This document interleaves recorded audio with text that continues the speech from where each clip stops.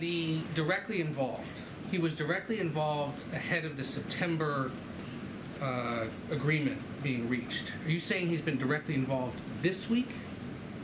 So I could say this, he's been directly involved since before there was even a tentative agreement, right? So that has not stopped. The president has been kept abreast as to what is happening, and he has been directly involved because he understands how important it is to make sure that we do not have a rail shutdown, because as I laid out, it would have a really serious effect on American families.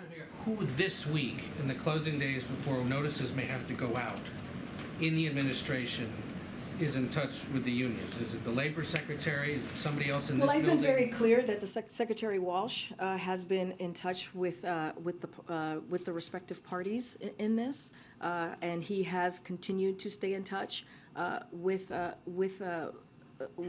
again the parties that are involved in this agreement.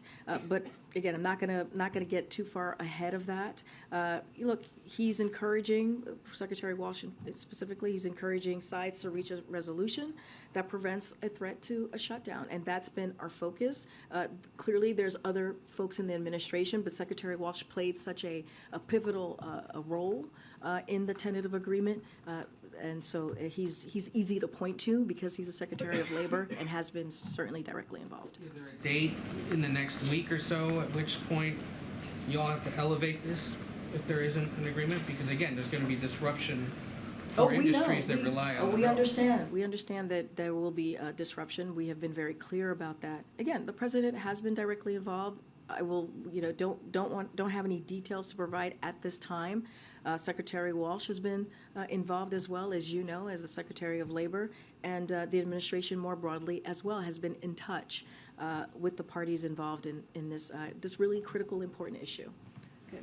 I think just to drill down on this part of it, not to belabor the point, but there was almost a celebration in the Rose Garden 2 months ago with the president, with these labor leaders, with management. Is the president surprised to see that so many of these, obviously not all of them, but 4 out of the 12 of these unions have actually rejected a deal which he tried to sell as a strong deal for labor for these workers involved? So I want to be very clear here. The tentative agreement that we saw in September actually helped to prevent an immediate disruption to the economy. So that was important, that we were able to prevent that.